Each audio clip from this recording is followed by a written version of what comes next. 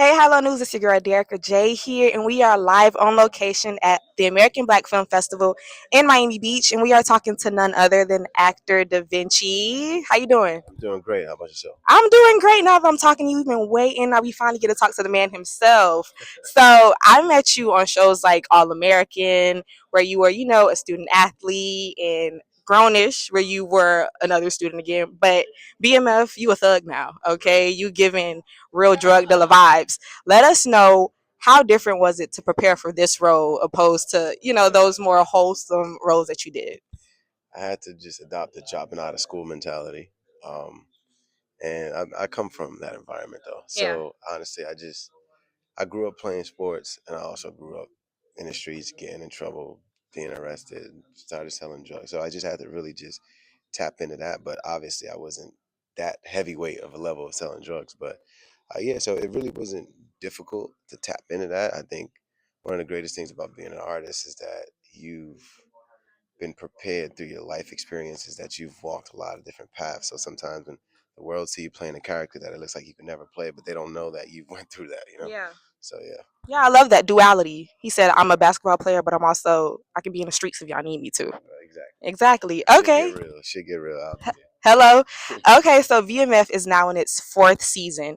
How do you think the character Terry has progressed and grown now, season four, compared to the previous seasons? I think this season, Terry is no Terry's he's doing his own thing now. I think this is going to be the season that's just going to really draw the line in the sand to where there's no more bickering between him and Meech anymore. So now it's like they used to argue a lot, but now it's like, all right, I got my own shit going, and now you're gonna do your own thing. Yeah. Okay, so what are you excited for the fans to see this season? You said you guys, it seems like you have some symbiosis this season. What else can we expect from you guys? I'm excited for them to see the division and see who they're gonna side with. Okay. And I know because yeah, I'm excited for that. You have a guess who we gonna side with? Of course, because the story is very told from one Yeah. perspective, Okay. and only that side gets glorified and Yeah. magnified. You know what I'm saying? So because of that, the audience don't really know Terry's side really because Yes. it's all told from Meech's perspective. Yes. So Terry's usually in Meech's shadow, so it's gonna force the fans and the audience to go that way. Yeah, to see him in another light. Absolutely. I love it. So we know BMF is created, executively produced by music mogul 50 Cent. It's Black Music Month. So let's talk about the importance of music and how does it drive the storyline in the show. How do you feel that it helps enhance it? The music is very important. I think for that time frame, the music was completely different. The frequencies, the sounds, it was not today. So I think you can't tell a story that's take place in the 80s, 90s, and Mm, early 2000s without like music. yeah, It's just as important as the fashion. yeah. You know, It's a whole cultural thing. It absolutely. combines together. I love it. What's one of your favorite tracks that you guys have had on the show, like in the soundtrack? Probably Run DMC. Ah, okay. Yeah, Run DMC. Okay. I think the King of Rock. I Yeah. don't know the title, but we had to memorize that song, so that song Yeah. is stuck in my damn head. It puts you in the vibe of the 80s. Absolutely. Okay. Last question. So I'm born and raised here in Miami. You actually said you're in Central Florida yourself. Hmm. But a lot of people, I feel like from the side that I'm from like Carroll City, which is like 25 minutes outside of here, a Hmm. little, if you know, you know. But I feel like they think ABFF is more of an industry thing, only Hollywood come.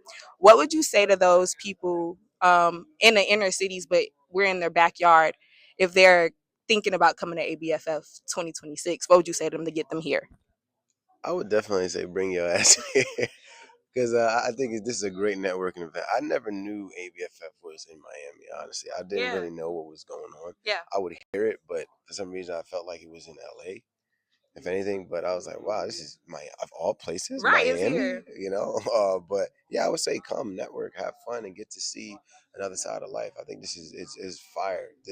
What you guys are able to put together is amazing, and we need more of that stuff in our community. Yes. Well, y'all heard him. Get y'all asses here next year. This is actually my first time. I heard this is your first time here as well, right? Yeah.